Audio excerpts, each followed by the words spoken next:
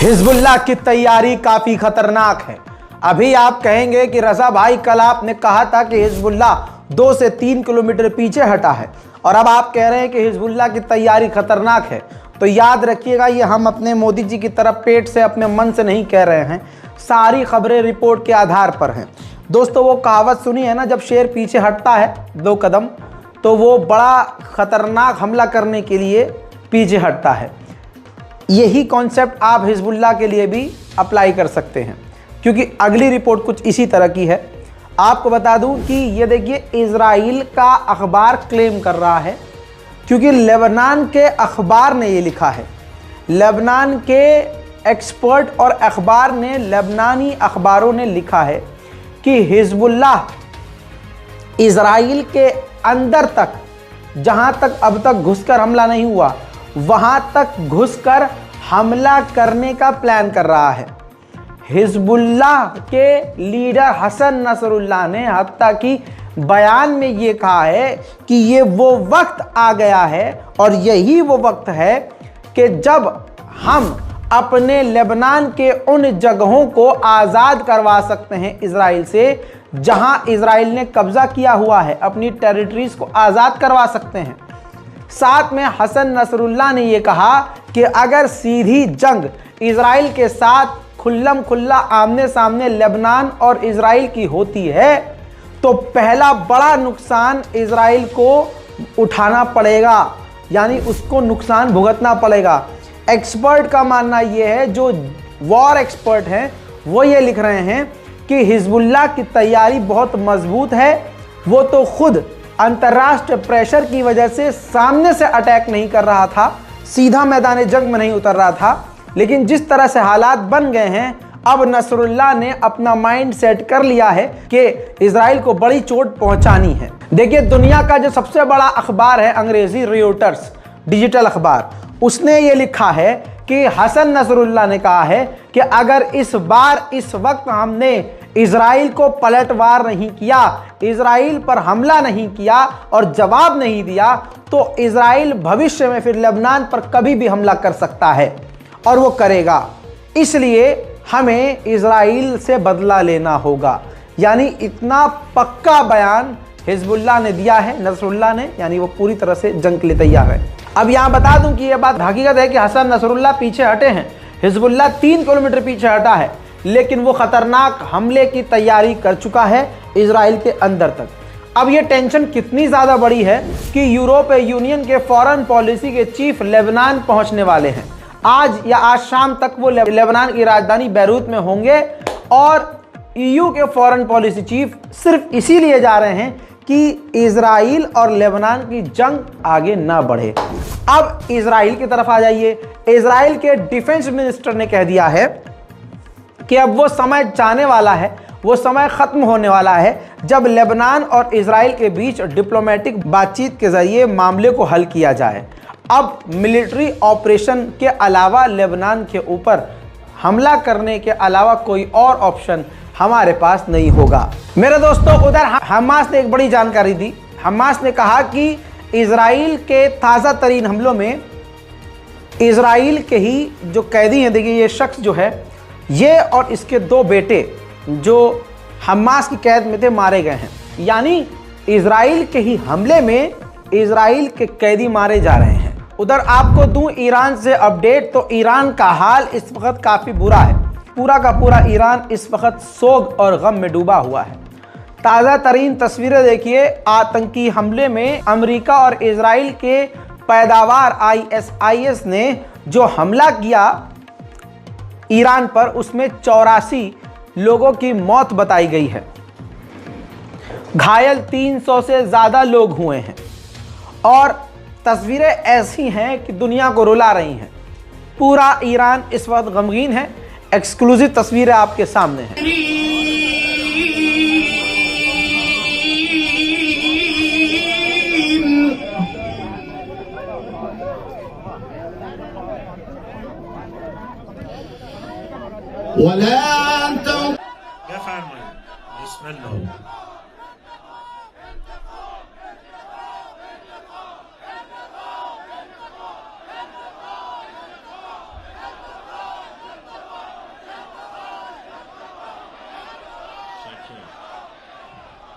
Charge.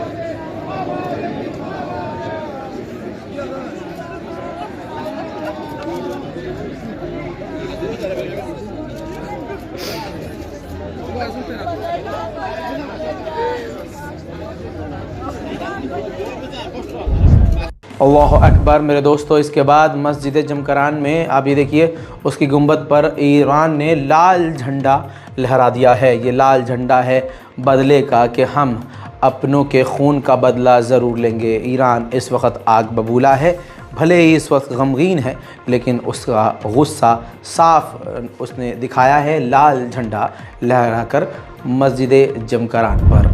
इसके अलावा आपको बता दूं कि इब्राहिम रईसी ईरान के राष्ट्रपति और हाई डेलीगेशन कासिम सुलेमानी के कब्र पर भी पहुंचे।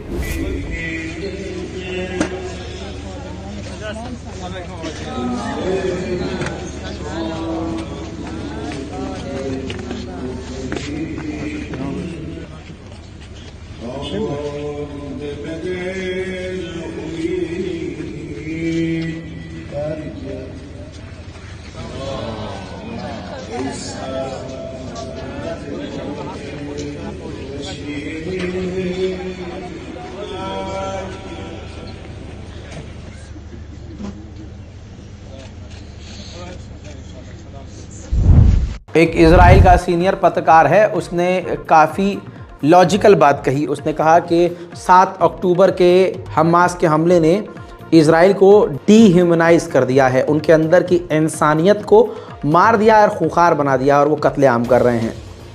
अब ज़रा सोच के देखिए, यही काम इज़राइल फ़िलिस्तीनियों के साथ सदियों से करता आ रहा है। इसी तरह से जिस तरह से इज़राइली पागल हुए हैं और इन्होंने अपनी इंसानियत खो दी है, अगर फ़िलिस्तीनी भी ऐसा करें तो फिर क्या होगा। If one attack pushes so many Israelis to become inhuman, there's no other word but inhuman. Imagine yourself what it does to Palestinians who live under those attacks for decades. And we always wonder, how come they hate us? And how come they became those monsters? And how come they are so violent? And how come they are not human? मेरे दोस्तों, आखिर में ये जो खबर दे रहा हूँ ये सबसे बड़ी है। बहुत लोगों को लगता है कि मैं अपने मन से कह देता हूँ, या कोई बात मतलब हल्की फुल्की होती है उसको बढ़ा चढ़ा कर बताता हूँ। तुर्की के बारे में आपसे कह रहा था कि ये कुर्दोगलू है, रजब तैयब एर्दोगान कुर्दोगलू हैं। अब तुर्की के ही अखबार ने फ्रंट लाइन पर तुर्की को नंगा किया है। मैं तो फिर भी बहुत कम बता रहा था, अब असलियत सुनिए तुर्की की। यह अखबार देखिए, तुर्की का बेहतरीन और टॉप लीडिंग अखबार है। फ्रंट पर उसने पूरी इन्वेस्टिगेटिव रिपोर्ट छापी है।